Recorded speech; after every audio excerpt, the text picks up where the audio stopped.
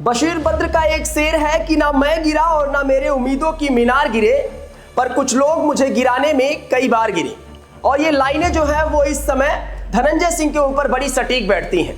जिस बीजेपी ने धनंजय सिंह के ऊपर इतनी बड़ी कार्रवाई कराई, उसी डर के अनुभूति बीजेपी को फिर से सताने लगी है, क्योंकि जेल के अंदर से भी धनंजय सिंह बीजेपी को चुनौती देने लगे हैं और आंख दिखाने लगे हैं। अब उनकी पत्नी सियासत के इस बड़े मैदान में एंट्री करने वाली है और राजपूत समाज का एक बड़ा वर्ग भी बीजेपी से नाराज होता दिख रहा है। तो कुल मिलाकर इस बात को ऐसे समझा जा सकता है कि धनंजय सिंह जेल तो चले गए, लेकिन अभी भी बीजेपी के ऊपर से खतरा खत्म नहीं हुआ है। जौनपुर के एमपी एमएलए कोर्ट में अपहरण रंगदारी के मामले में पूर्व सांसद धनंजय सिंह को दोषी करार दिए जाने के बाद 7 साल की सजा सुनाई गई और इसके साथ ही कोर्ट ने पूर्व सांसद पर 50,000 रुपए का जुर्माना लगाया है।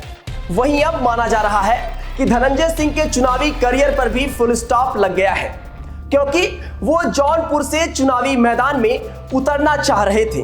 हालांकि अब देखना यह है कि क्या एमपी एमएलए कोर्ट के फैसले के खिलाफ वो हाई कोर्ट का रुख करेंगे या फिर जेल में अपनी सजा काटेंगे। फिलहाल ये सवाल ही है। उत्तर प्रदेश के जौनपुर जिले की राजनीति में बीते कुछ दिनों में बड़ा भूचाल देखने को मिला है। जिले के ताकतवर नेता और बाहुबली धनंजय सिंह के जीतेगा जौनपुर जीतेंगे हम के नारे के साथ चुनावी दंगल में उतरने के ऐलान के बाद माहौल बदल सा गया था। दरअसल पूर्व सांसद ने जौनपुर से बीजेपी का उम्मीदवार घोषित होने के कुछ ही घंटे बाद चुनाव लड़ने का अपना एक दावा ठोक दिया था। देखते ही देखते समय का पहिया ऐसा घुमा कि कल तक जो धनंजय सिंह चुनावी मैदान में उतरने की तैयारी में थे, वो आज जेल में बंद है। पूर्व सांसद धनंजय सिंह के एक पुराने मामले में दोषी ठहराने के बाद जेल भेज दिया गया है। उनके जेल जाने के बाद से सियासी गलियारों में चर्चाओं का बाजार भी गर्म है। दावों के मुताबिक पूर्व सांसद धनंजय सिंह इतनी जल्दी हार नहीं मानने वालों में से है। धनंजय सिंह भले ही 2024 का लोकसभा चुनाव नहीं लड़ पाए, लेकिन वो अपने किसी करीबी को चुनाव लड़ा सकते हैं और इसमें सबसे पहला नाम धनंजय सिंह की पत्नी श्रीकला रेड्डी का बताया जा रहा है। सूत्रों की अगर माने तो धनंजय सिंह की पत्नी श्रीकला रेड्डी जौनपुर से ताल ठोक सकती हैं।